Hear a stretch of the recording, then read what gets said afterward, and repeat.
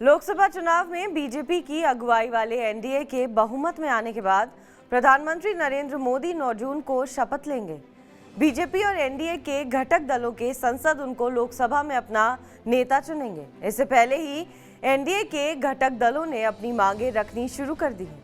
NDA के 2 प्रमुख दलों ने अपने अपने राज्य को विशेष राज्य का दर्जा देने का आलाप शुरू कर दिया है।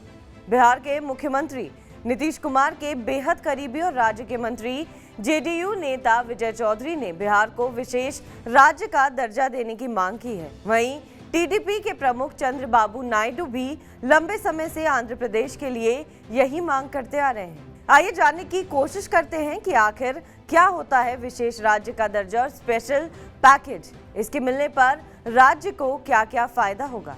प्रधानमंत्री नरेंद्र मोदी की अगुवाई में अपने दूसरे कार्यकाल के दौरान एनडीए सरकार ने जम्मू कश्मीर से अनुच्छेद 370 के कुछ प्रावधानों को समाप्त कर दिया था। इन प्रावधानों के जरिए राज्य को कुछ खास शक्तियां प्राप्त थी। इसी तरह से संविधान का अनुच्छेद 371 है। इस आर्टिकल के जरिए किसी भी राज्य के विशेष प्रावधान किए जाते हैं तो कहा जाता है कि उस राज्य को विशेष राज्य का दर्जा दिया गया है।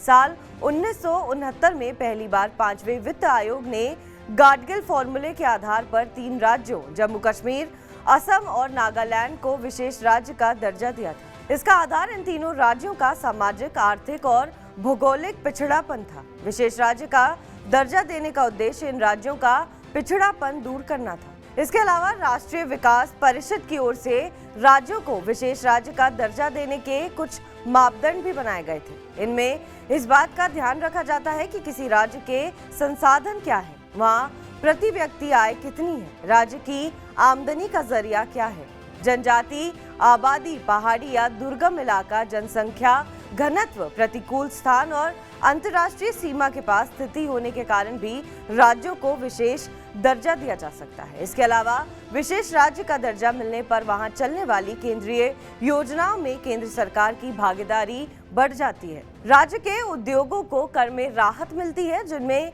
एक्साइज और कस्टम ड्यूटी भी शामिल है। केंद्र सरकार की ओर से इन राज्यों के लिए विशेष पैकेज तैयार किए जाते हैं जिससे वह विकास को गति मिल सके। इसमें केंद्र सरकार विशेष राज्य को जो धनराशि देती है उसमें 90% अनुदान होता है। केवल 10% राशि इन राज्यों को कर्ज के रूप में दी जाती है। इस 10% राशि पर भी ब्याज नहीं लगता है। अब अगर आंध्र प्रदेश और बिहार के लिए टीडीपी और जदयू विशेष राज्य के दर्ज पर अड़ जाते हैं तो केंद्र सरकार अपने आगामी बजट में इनके लिए विशेष पैकेज का ऐलान कर सकती है। बताया जा रहा है कि विशेष पैकेज 1 लाख करोड़ रुपए तक का हो सकता है। हालांकि ये राशि एक मुश्त नहीं बल्कि साल भर में अलग अलग किश्तों में जारी की जा सकती है। देश के 11 राज्यों को कैसे मिला विशेष राज्य का दर्जा? फिलहाल देश में 11 राज्यों को विशेष राज्य का दर्जा मिला हुआ है। इनमें उत्तर पूर्व के भी 6 राज्य हैं। आर्टिकल 371A में नागालैंड के लिए ये खास प्रावधान किया गया है कि वहां की धार्मिक, सामाजिक परंपराओं, पारंपरिक कानून और नगर कानून के अनुसार दीवानी व फौजदारी से जुड़े फैसलों, जमीन व अन्य संसाधनों के हक और ट्रांसफर के संदर्भ में भारतीय संसद की कोई कार्रवाई लागू नहीं होती है। हालांकि राज्य की विधानसभा से पारित होने के बाद इस कार्रवाई को जरूर लागू किया जा सकता है। विशेष प्रावधान के अनुसार नागालैंड में जमीन और स्थानीय संसाधन सरकार के नहीं बल्कि वहां के स्थानीय लोगों के हैं। ऐसे ही अनुच्छेद 371G में मिजोरम को खास दर्जा मिला है। इसमें भी कहा गया है कि मिजो लोगों के कानूनी फैसलों और परंपराओं पर संसद की कोई कार्रवाई राज्य विधानसभा में इसका प्रस्ताव पारित होने के बाद ही लागू होगी।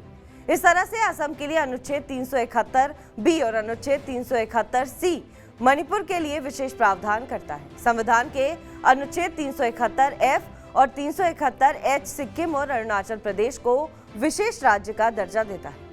कर्नाटक, गोवा और आंध्र प्रदेश के लिए भी इसी के जरिए विभिन्न विशेष प्रावधान किए जाते हैं। अनुच्छेद 371 के जरिए ही महाराष्ट्र के विदर्भ और मराठवाड़ा क्षेत्रों, गुजरात के सौराष्ट्र और कच्छ के लिए अलग विकास बोर्डों के गठन की शक्ति राष्ट्रपति को मिलती है। बहरहाल आपको हमारी खबर कैसी लगी कमेंट सेक्शन पर जरूर बताएं। देश और विदेश की तमाम बड़ी खबरों के लिए आप देखते रहिए TV9 डिजिटल।